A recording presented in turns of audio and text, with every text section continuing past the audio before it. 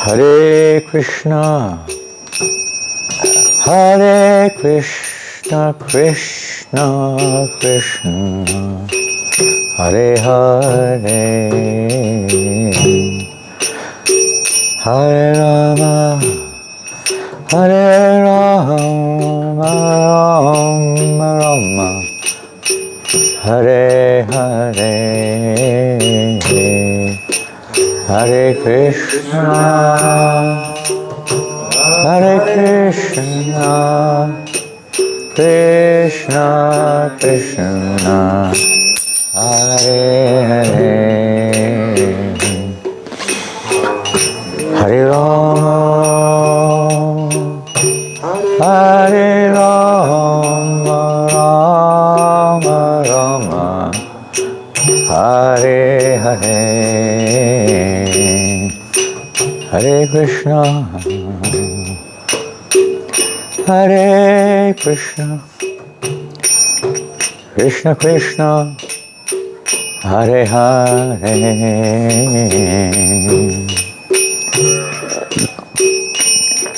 Hare Rama, Hare Rama, Rama Rama, Hare Hare,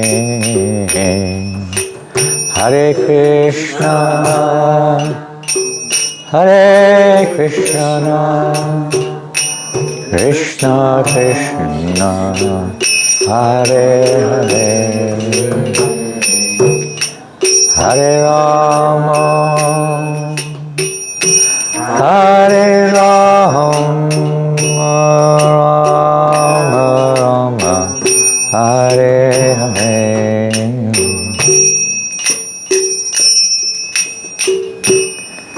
Hare Krishna,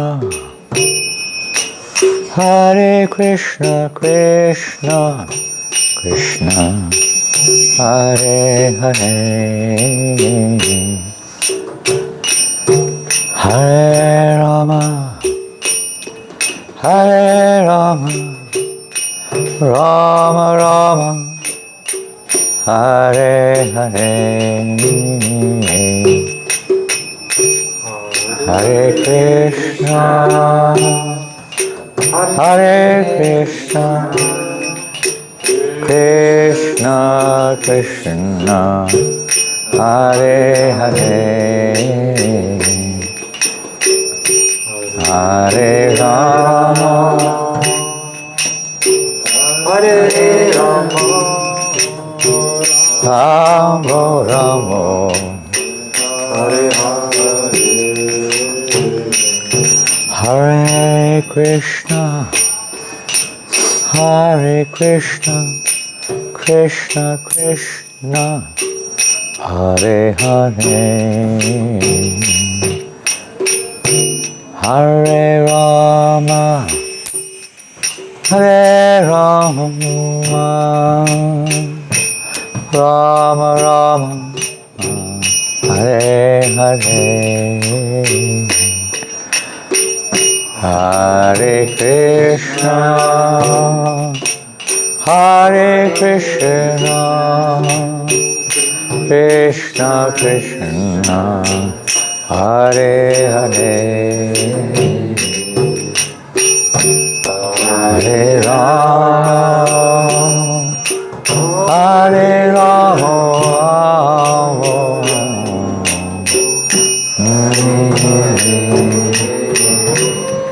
Hare Krishna, Hare Krishna, Krishna Krishna, Hare Hare, Hare Rama, Hare Rama, Rama Rama, Hare Hare, Hare Krishna, Hare Krishna, Krishna Krishna, Hare Hare, Hare Rama, Hare Rama, Rama Rama, Hare Krishna, Hare Krishna, Krishna Krishna, Hare Hare, Hare Rama, Hare Rama, Rama Rama, Hare Hare, Hare Krishna, Hare Krishna, Krishna Krishna, Hare Hare, Hare Rama, Hare Rama, Rama Rama, Hare Hare, Hare Krishna, Hare Krishna, Krishna Krishna, Hare Hare, Hare Rama, Hare Rama, Rama Rama, Hare Hare, Hare Krishna, Hare Krishna, Krishna Krishna, Hare Hare, Hare Rama, Hare Rama, Rama Rama, Hare Hare, Hare Krishna, Hare Krishna, Krishna Krishna, Hare Hare, Hare Rama, Hare Rama, Rama Rama, Hare Hare, Hare Krishna, Hare Krishna, Krishna Krishna, Hare Hare, Hare Rama, Hare Rama, Rama Rama, Hare Hare, Hare Krishna, Hare Krishna, Krishna Krishna, Hare Hare, Hare Rama, Hare Rama, Rama Rama, Hare Hare, Hare Krishna, Hare Krishna, Krishna Krishna, Hare Hare, Hare Rama, Hare Rama, Rama Rama, Hare Hare, Hare Krishna, Krishna Krishna, Hare Hare, Hare Rama, Rama Rama, Hare Hare, Hare Krishna, Krishna Krishna, Hare Hare, Hare Rama, Ram Hare Hare, Hare Krishna, Krishna Krishna, Hare Hare, Hare Rama, Rama Rama, Hare Hare, Hare Krishna, Krishna Krishna, Hare Hare, Hare Rama, Ram Hare Hare, Hare Krishna, Krishna Krishna, Hare Hare, Hare Rama, Rama Rama, Hare Hare, Hare Krishna, Krishna Krishna, Hare Hare, Hare Rama, Rama Rama, Hare Hare, Hare Krishna, Krishna Krishna, Hare Hare, Hare Rama, Rama Rama, Hare Hare Hare. Krishna, Krishna Krishna, Hare Hare, Hare Rama, Rama Rama, Hare Hare. Hare Krishna, Krishna, Krishna Krishna, Hare Hare, Hare Ram, Rama Rama, Hare Hare. Hare Krishna, Krishna Krishna, Hare Hare, Hare Ram, Ram Ram, Hare Hare. Hare Krishna, Hare Krishna, Krishna Krishna, Hare Hare, Hare Rama, Hare Rama, Rama Rama, Hare Hare, Hare Krishna, Hare Krishna, Krishna Krishna, Hare Hare, Hare Rama, Hare Rama, Rama Rama, Hare Hare. Oh Premanandi.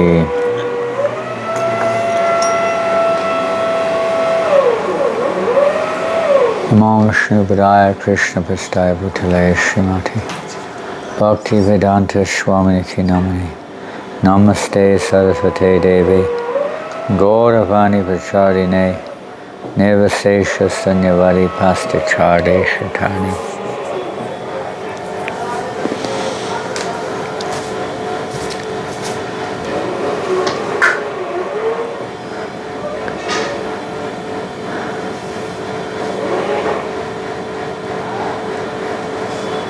The sound reminds us of the dentist. Oh, so to me, I was going to take 5 minutes. You remind me, didn't you? Yeah. Exactly. Alright. You also thinking that I'm drilling in.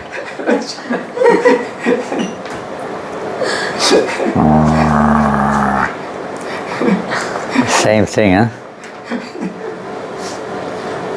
Drilling into matter. Hello, today we'll read something from Bhagavatam.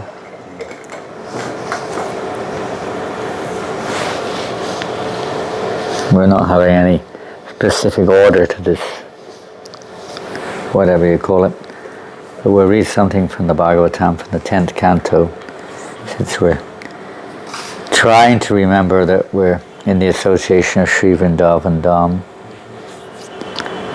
And it may help to remind us a little bit. And today we're going to hear about, some of you are going to Mandi, you're going to Govardhana. I guess you'll visit Radhakund while you're there, most likely. We'll probably also visit Radhakund this week. You're living most of the time in Radhakund area. Yeah. So we hope this week, maybe after a day or two, the health will be a little stronger. It's definitely better this afternoon. Yeah. So we hope by Tuesday we'll be... Hope by Tuesday we'll be able to move a little bit, you know. Yeah. So we'd like to go. Before I may go there. Pardon? You may go, yeah, no Before, problem, yes, no may go problem. there. Whenever you go, anytime you like. Very kind. So we like to go there one day. And let's hear something to do with the origins. Of course, the origins of Radhakund are, it's basically the origins are pure love. They're not historical events or pastimes separate from pure love. Loving exchange, the loving tears of Krishna, Radha and Krishna. But the kunds manifest, and sometimes they're not manifest. So the means by which they were manifest. And we could say, in our own hearts, that the manifestation of that state of devotion, because we can never come to that level of Mahabhava, but the level of pure devotional service within our hearts, by removal of the anarthas, and I think everyone knows what anartha means. You know this word now, I think, anartha.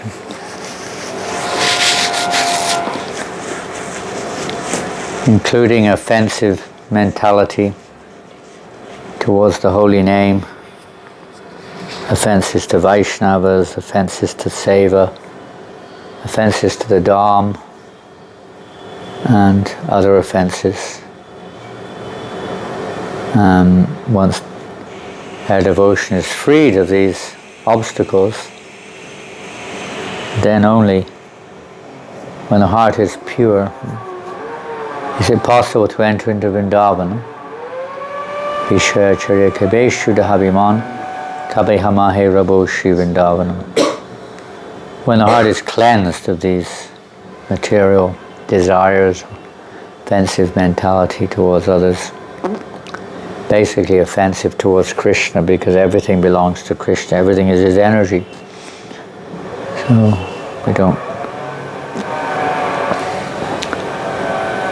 offend anything or anybody, or even criticize or blaspheme. Maybe it seems like that sometime, but maybe the philosophy, false philosophy, is criticized, or whatever you want to call it, but not the individual necessarily.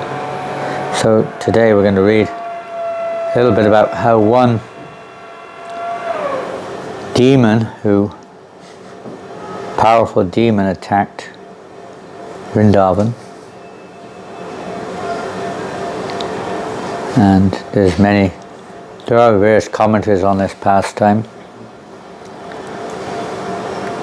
which add further light to the event, as well as the hidden meanings behind these various incidents. And it's not so much hidden the nature of the offense which they represent, or the anartha which they represent. That is, well, it is generally hidden unless one has, perhaps only the Gaudiya Vaishnavas know these hidden meanings behind it. I don't know whether other Vaishnavas and other lines have any relationship with the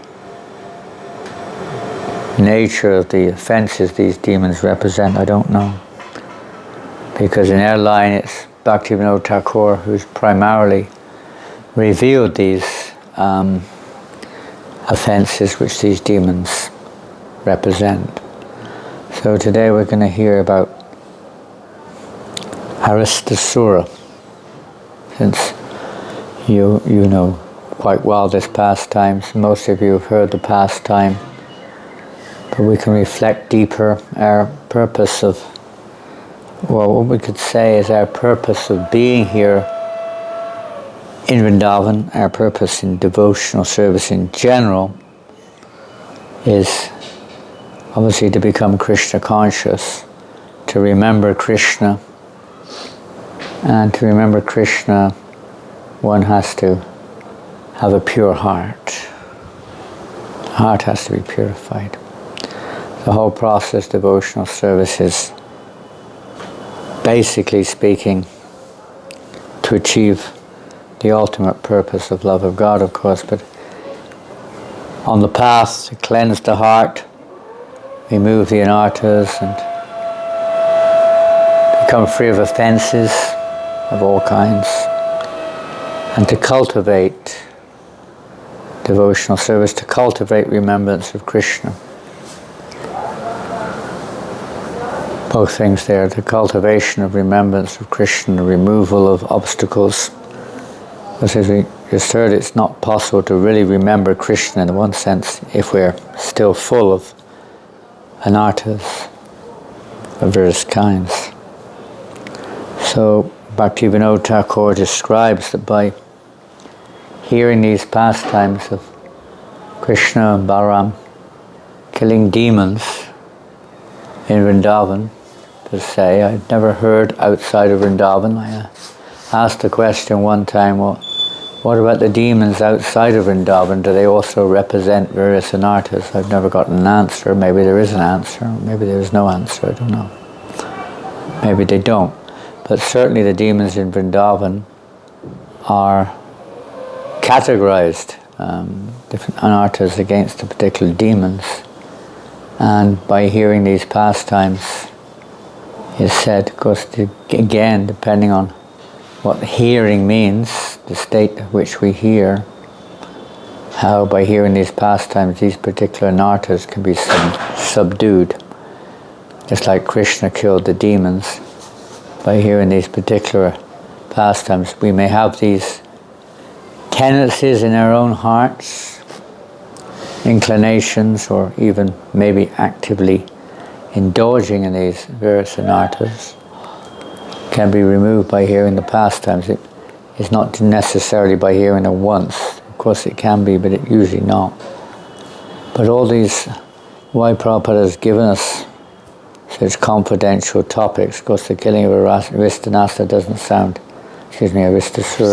doesn't sound particularly confidential, but it is very confidential, most confidential in terms of its bigger picture. Bigger picture. So Arishta-Asura came in the form of a bull. A bull. And because bull is the representative of Dharma, which in English terminology is not, strictly speaking, word for word, is generally termed religion, religiosity. But you know, what is religiosity is another thing. What we have nowadays is, to some extent, a mixture. In fact, to some extent it's mixed. It's almost allowed Arishta-Asura to enter in to the path. And you know, when a wild bull enters in, you know, a bull in a china shop, they say, breaks everything. So, you know, it tends to destroy the very purpose of religion itself when this falsity enters into religion. Arishta-Asura represents falsity. He's dressed like a representative of Dharma, but he's adharma. He's adharmic. So he's falsity. And so many pretentious religions are there. I mean, in their origins, no doubt their intention, their initially were pure, but tendency is over time, anything, even the mission of the Hare Krishna movement, when Prabhupada was praying that this movement not become adulterated also. It can easily happen by teachers who neglect the real cause of bhakti, the real cause and effect of bhakti. They try to implement their own ideas, perspectives, even goals sometimes.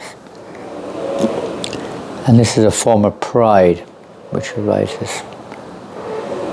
You often see that people who are indulging in these, let's say, divergent religious practices, they may be under a title of one thing or another, may not, you'll see different forms of pride rising, but are often very proud of their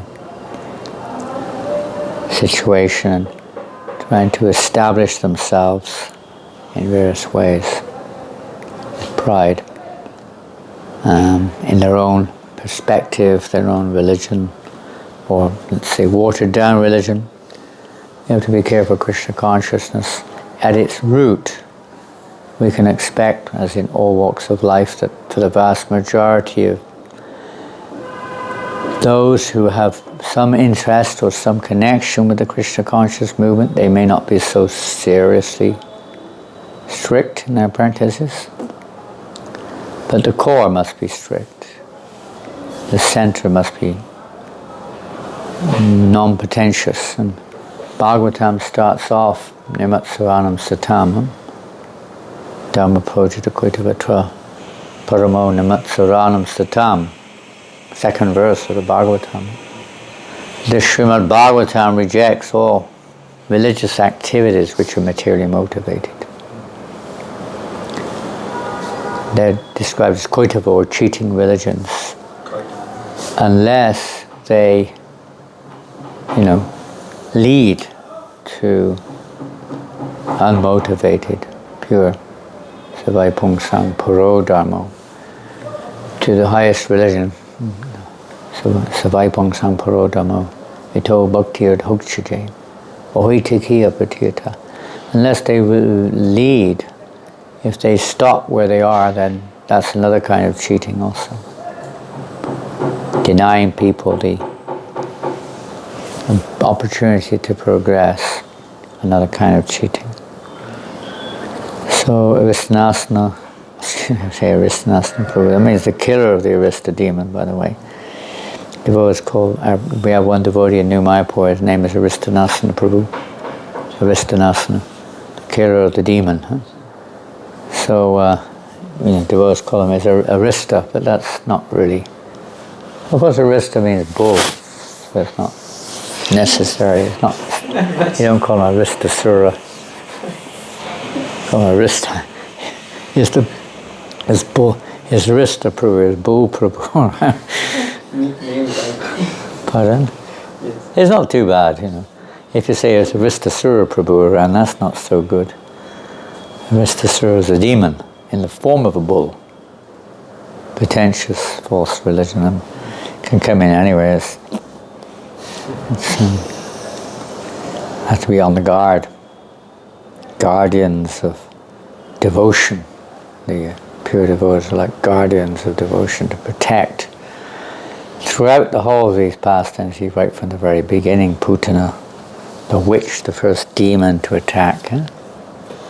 She also represents the false guru. Similar kind of a thread in one sense. False gurus, so many charlatans, probably use the word charlatans, upstarts, proud people who want to establish themselves, establish a movement with them in the center, come and go regularly. There's another angle to that is, of course, the newborn child is immediately exposed to mundane philosophy, sense enjoyment and mundane knowledge, more or less denied spiritual knowledge, almost to the point where they're almost literally denied. And if they go that way, then they're basically, they try to deprogram them like Hiranyakashipu who did with Prahlad Maharaj, try to stop him. Modern society tries to stop the flow of pure. They don't mind this cheating religion because it facilitates their materialistic objectives also. It doesn't go against the grain exactly. If it helps the people to, fit into a materialistic society, they don't mind. But the pure dharma, pure practice of religion is of a different nature, and that's not very much appreciated by gross materialists. It's a threat. Your Guru Maharaj has just come from Bali, for instance. In Bali, there's been a lot of objection to that, although in theory, they're supposed to be some kind of Hindus there, majority 80% or something.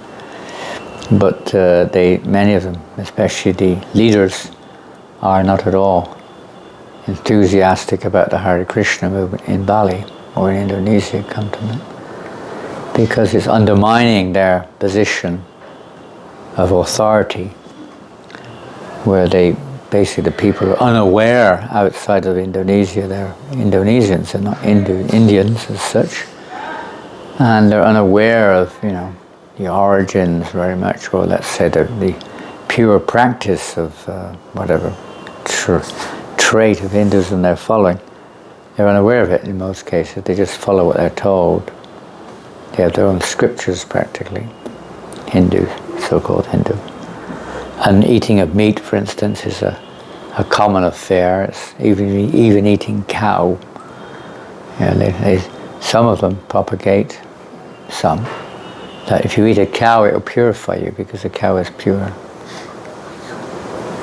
Different concoctions, these are cheating religions like that. So when the pure thing comes along, they don't like it because it's like Ramachandra Khan, who didn't like it when Arishta-Asura was chanting because he was losing his position as the most popular man in town, so to speak.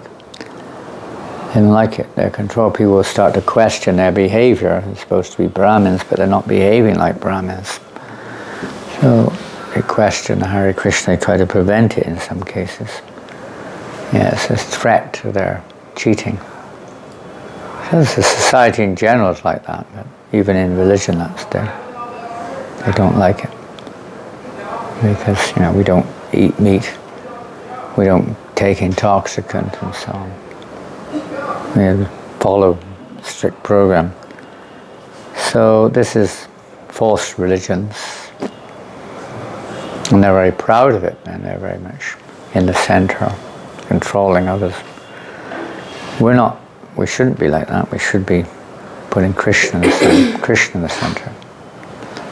Sometimes devotees may look proud, but it should be on the basis that they're putting Krishna in the center, not themselves. Not themselves. So we'll read a little bit about Arishta-Asura. It's also good because Arishta-Asura Prabhu is, if he goes out daily, which he doesn't, but if he does, he's probably the top book distributor on average. Probably. Arishta-Asura Prabhu, proper disciple. And but he doesn't go out every day. Maybe half the time during the marathon, if his health allows. Bhaktivinoda Thakur says, the devotee who worships the holy name should first petition the Lord for the strength to cast out all of these unfavorable tendencies. Pray for the strength. Oops, sorry. Steady. There you go. Cast out all these unfavorable tendencies. Pray for the strength. And should pray thus before Lord Hari on a daily basis. Maybe some devotees are doing that. By doing this regularly, the devotee's heart will eventually become purified. So this is one of the recommended, at least by Bhaktivinoda Thakur, one of the recommended methods of purifying the heart. Sri Krishna has killed a number of demons which may arise in the kingdom of the heart. So in order to destroy these problems, a devotee must cry very humbly before the Lord and admit defeat. So I guess you could, if you remember, many times when these demons would attack the devotees in Vrindavan, they would also cry, but they wouldn't just cry, they would cry to Krishna. Other people may cry, but they don't cry to Krishna. Scream or cry, but devotee, he cries out to Krishna very humbly, knowing that we have no hope unless Krishna protects us. You can't overcome these demons, these anarthas. We can try, of course we try, but ultimately we depend on Krishna. Then the Lord will nullify all contaminations. The demons, of course, are not literally bulls or herons or witches or whatever. And they're the anarthas in our heart. They're, pride and greed. These are kind of like from these various lust and so on. So many other things spring out. Huh? So particularly when we're chanting the holy name, which is mentioned here, you should worship the name, petitioning the Lord. We petition the Lord.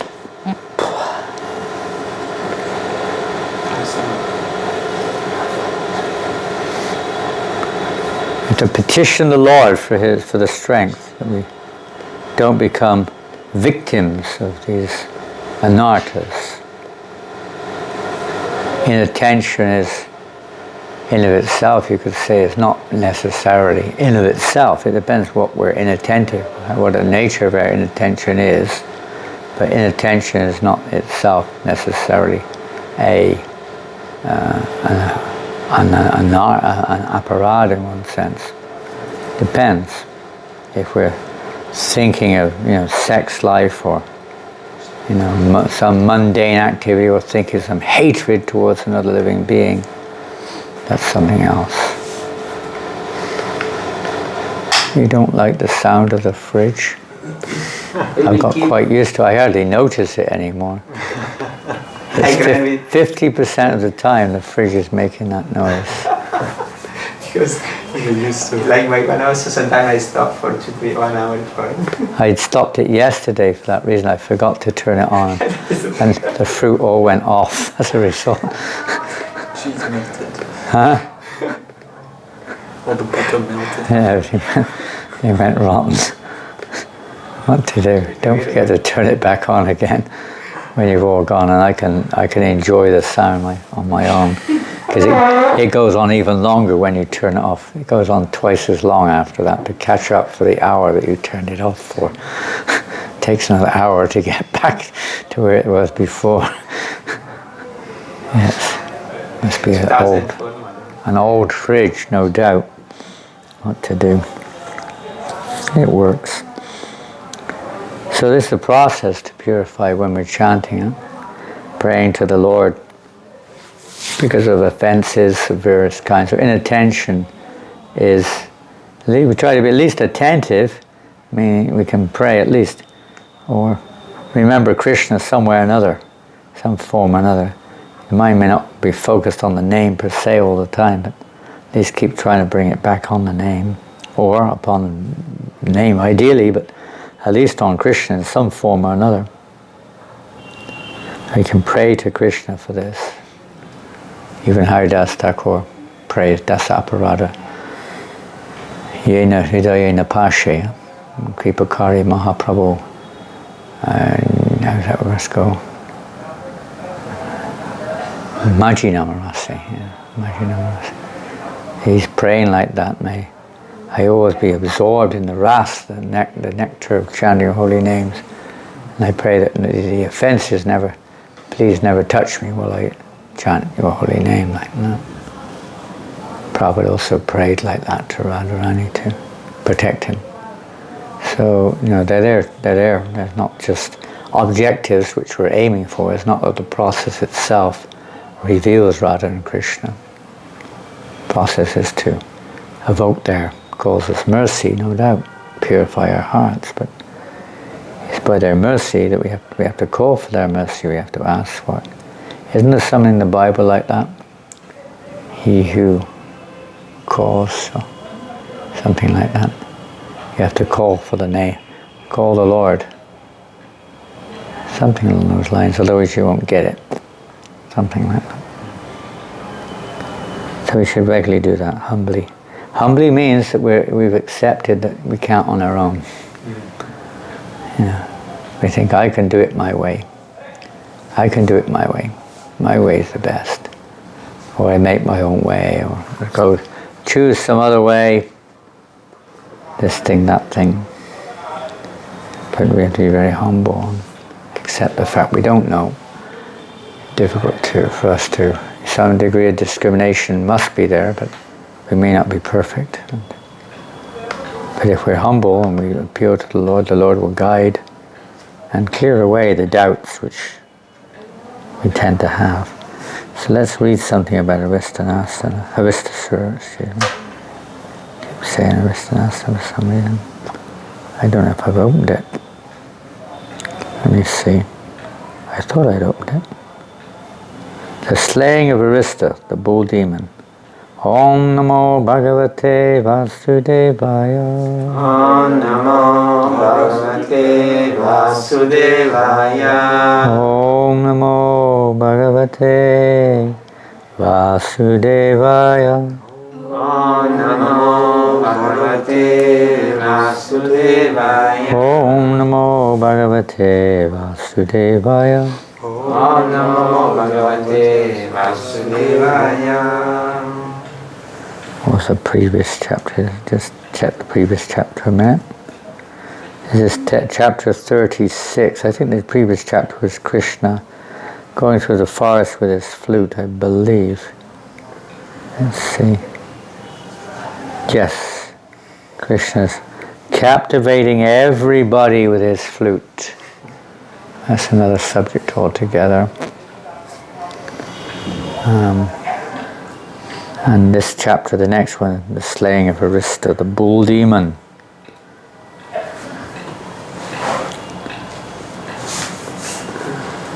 Yeah.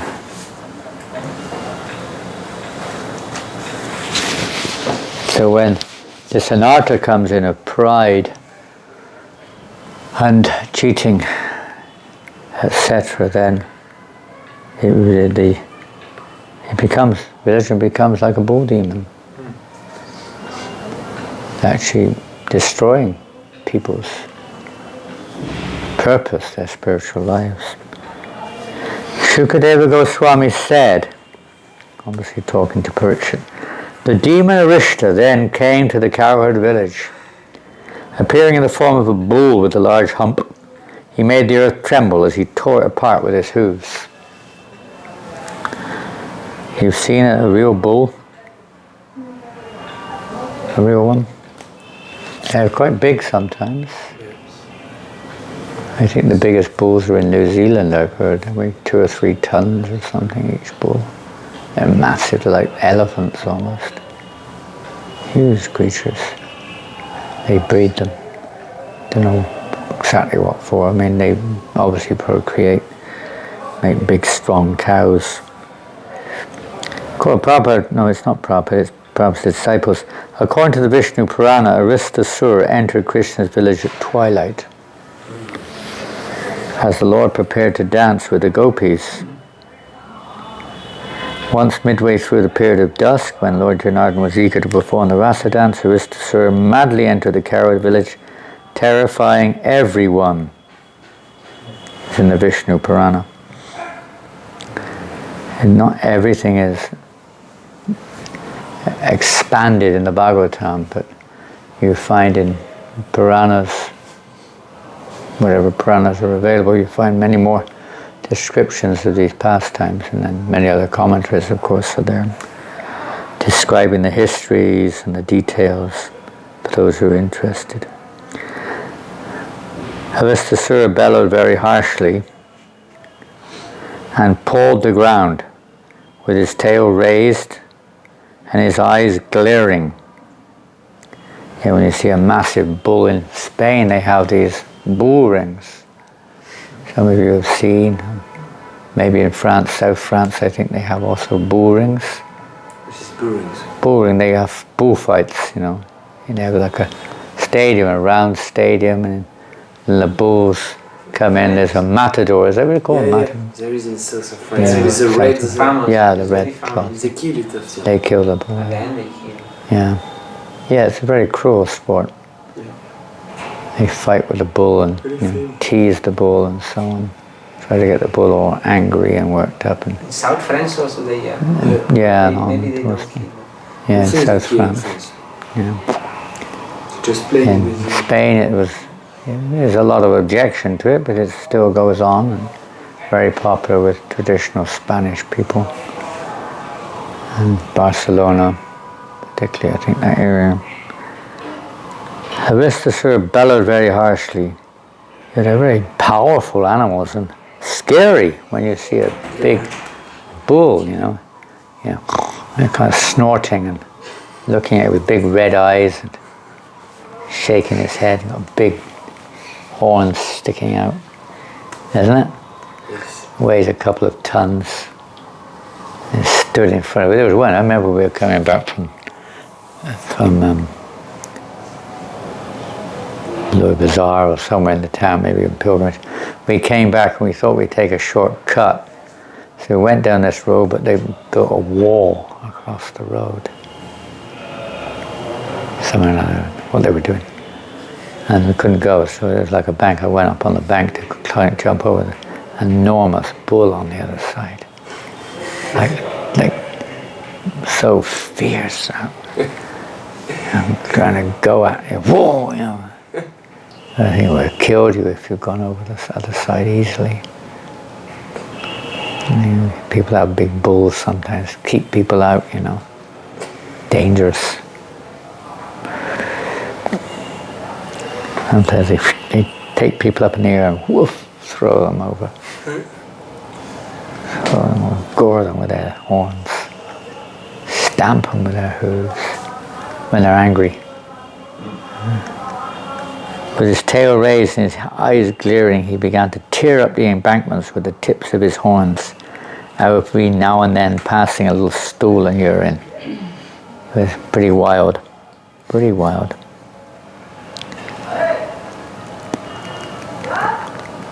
Next verses.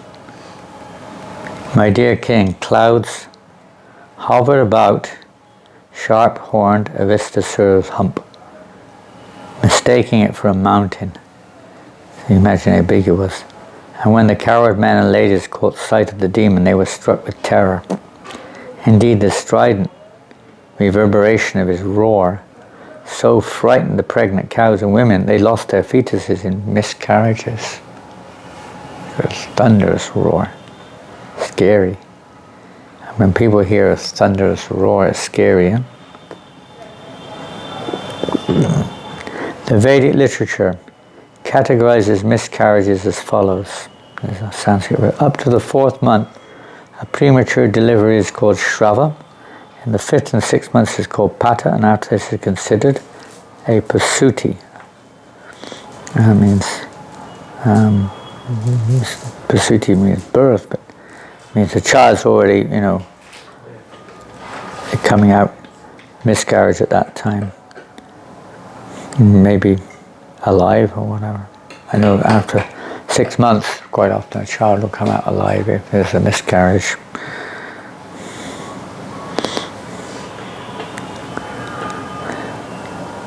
The domestic animals fled the pasture in fear, O king, and all the inhabitants rushed to Lord Govinda for shelter, crying, Krishna, Krishna. They were crying. So it's like this in our heart when we're chanting. When the Supreme Lord saw the coward community distraught and fleeing in fear, he calmed them, saying, don't be afraid. Then he called out to the bull demon as follows. There's no purports. There are some short purports in Vishwanath Chakravarti's Sarata Darshini, which we have here. A commentary on this Bhagavatam 10th canto. You fool, Krishna said, what do you think you're doing? You wicked rascal, frightening the coward community and their animals when I am here just to punish corrupt miscreants like you. Purpose of the Lord. Vinashaya chadushritam, parijnaya sadhanam, to protect the devotees and to kill the demons.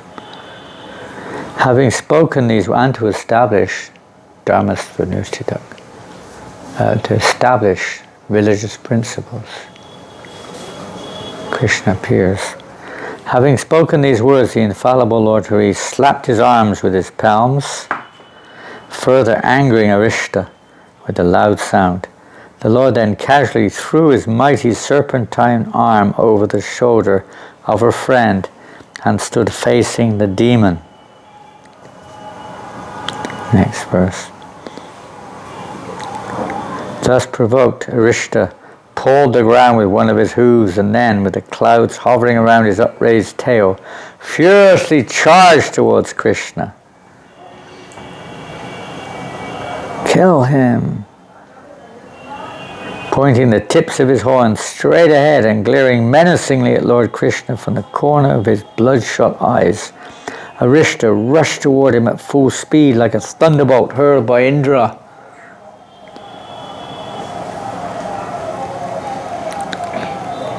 Meditate fast. The Supreme Lord Krishna seized Arishta-Asura by the horns and threw him back 18 steps, just as an elephant might do when fighting a rival elephant. Thus repulsed by the Supreme Lord, the bull demon got up and, breathing hard and sweating all over his body again, charged him in a mindless rage. As Arishta attacked, Lord Krishna seized him by the horns and knocked him to the ground with his foot. The Lord then thrashed him as if he were a wet cloth. And finally he yanked out one of the demon's horns and struck him with it until he lay prostrate.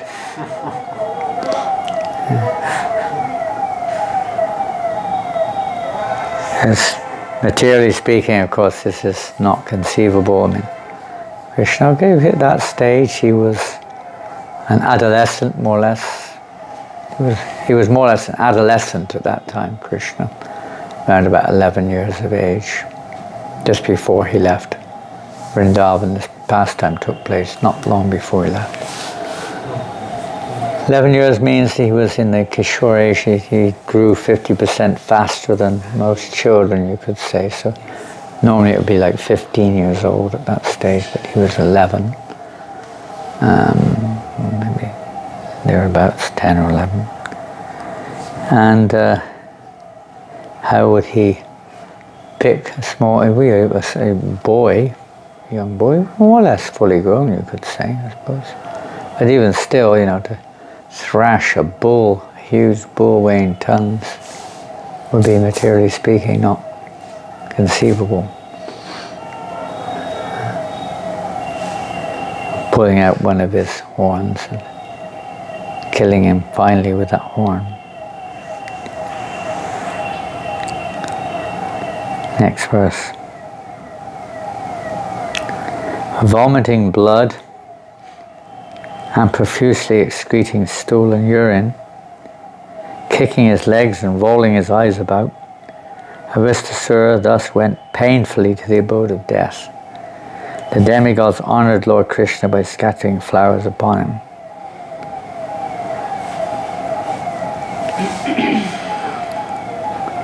Having thus killed the bull demon Arishta, who is a festival for the gopis' eyes, entered the coward village with Balaram.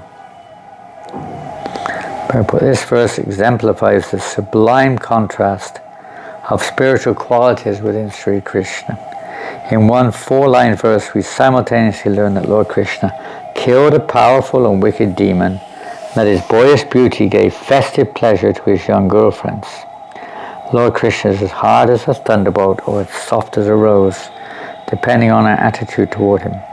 The demon Arishta wanted to kill Krishna and all his friends, so the Lord beat him into a wet rag and killed him. Just like when they're washing clothes, they kind of beat the clothes on the stone. You see them thrashing it, and they thrash the cloth on the stone. We don't do that in the West. Not very often. Although Prabhupada, when he first went to Butler, Pennsylvania, he was kind of doing that in the Agarwal's bathroom. Sally Agarwal said she had to please request him not to do it. The water was coming through the floorboards. He wasn't using the washing machine. He was thrashing his cloth to get it washed. Typical Indian style.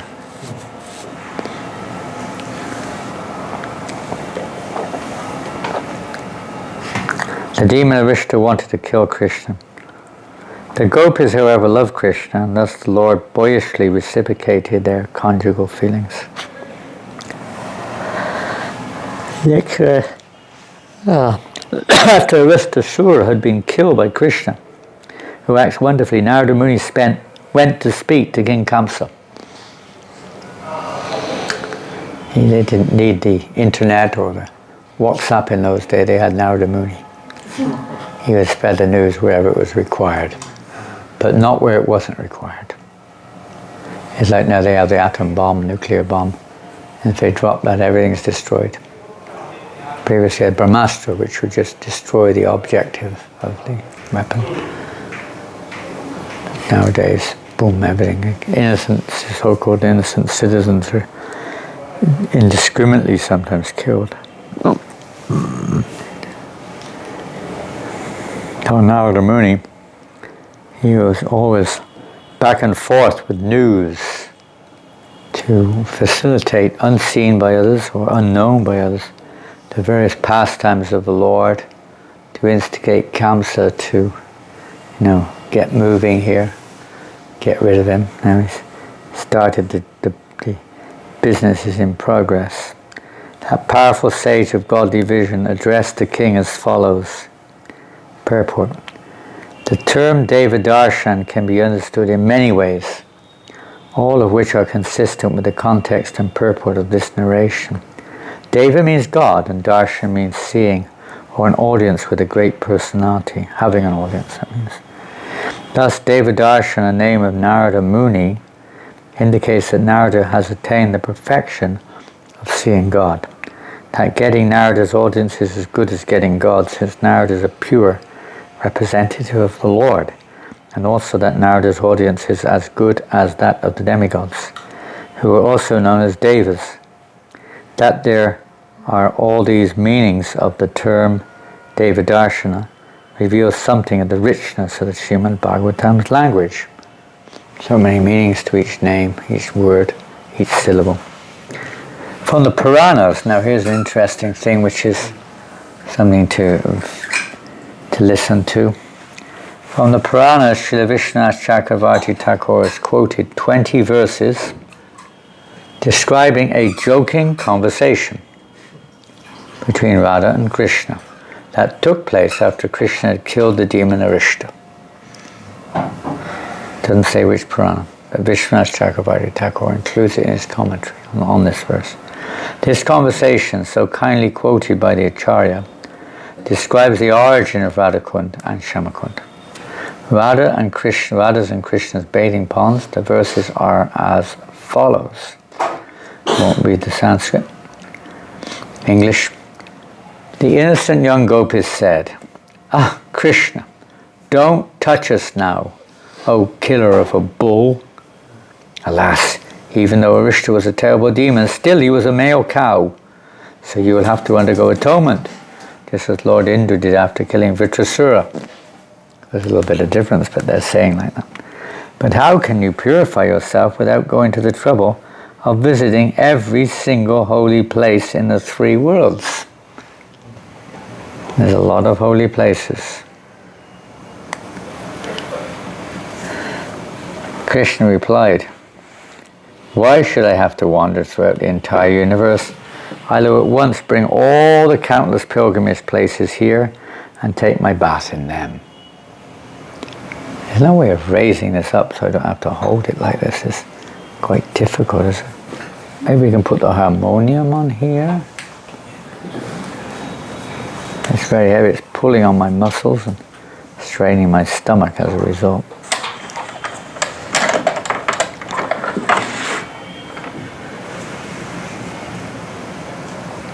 Cute. Best. Nice. I will at once bring all the countless pilgrimage places here and take my bath in them. Just watch. With this, Lord Mukunda struck his heel on the ground.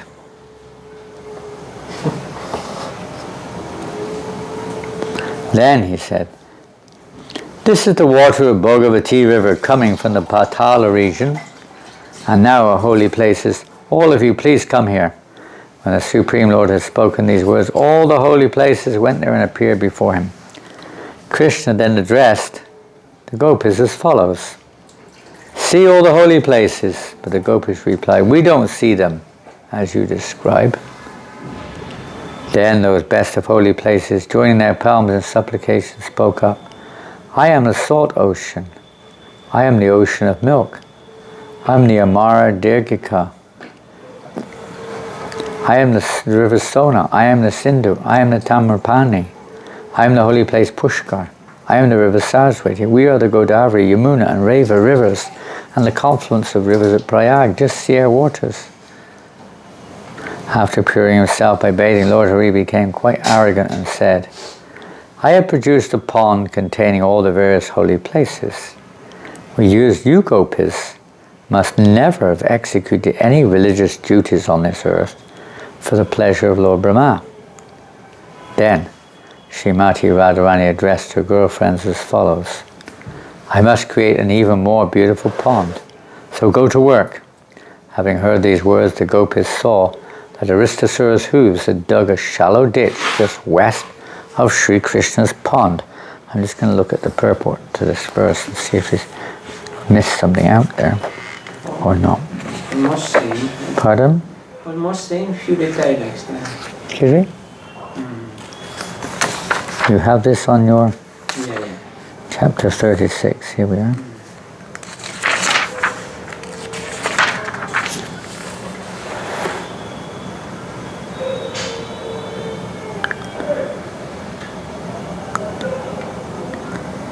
No, I think it's all there. I think that's so far all there. Let me go to this. Next verse.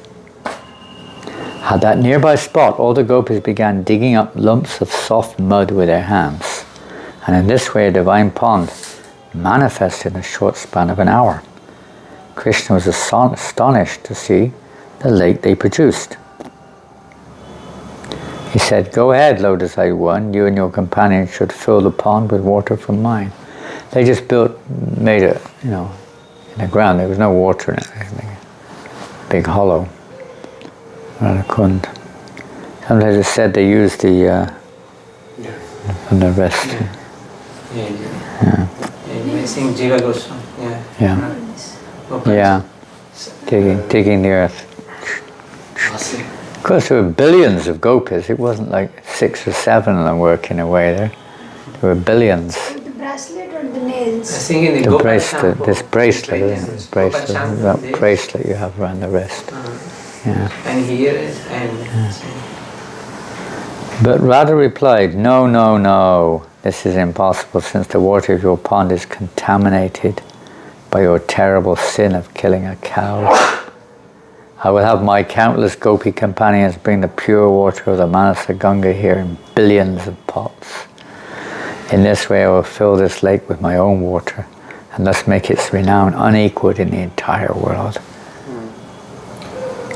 Lord Krishna then gestured to a heavenly personality who was an intimate associate of all the holy places. Suddenly that person rose up out of Krishna's pond and bowed down to the daughter of Sri Vrishabhanu, Radharani. Then, with palms joined and tears pouring from his eyes, he began praying to her in devotion. O Goddess, even Lord Brahma himself, the knower of all scriptures, cannot understand your glories, nor can Lord Shiva or Lakshmi. Only Krishna, the supreme goal of all human endeavor, can understand them, and thus he is eager to personally wash away your perspiration when you are fatigued. In some ways you could use this also as an analogy, although it's not necessary. What's being emphasized here is that they're making, you could say, a way for that flow of Krishna prema to enter in to their hearts. They're already there, but I mean in our case, and we clear out by a sincere endeavor, we're inviting the Lord, please come in, purifying our hearts. He's always got to make the heart a suitable sitting place for the Lord. He doesn't like sitting in a dirty heart. He keeps himself hidden, put it like that. He doesn't reveal himself in a dirty heart. He's in everything, but doesn't reveal himself. He reveals himself in a purified heart. He is always anointing your lotus feet with nectar and charu and yavaka, and decorating them with ankle bells. And he rejoices and feels most fortunate simply by satisfying the tips of the toes of your lotus feet. This Divine Personality, the representative of all the holy tirthas. He feels most fortunate simply by satisfying the tips of the toes of your lotus feet. On his order, we have immediately come here to live in this most excellent pond, which he created by one stroke of his heel. But only if you now feel satisfied with us and bestow upon us your merciful glance, will the tree of our desire bear fruit. They weren't satisfied just to be in Krishna's Kund or Shama Kund. Hearing this prayer spoken by the representative of the full assembly of holy places, Sri Radha was pleased and said, "So kindly tell me your desire." They then told her plainly, "Our lives would be successful if we could come to your pond. That is the benediction we desire." Glancing at her beloved from the corner of her eyes, the daughter of Vrishabhanu replied with a smile, "Please come." Her gopi companions all agreed with her decision.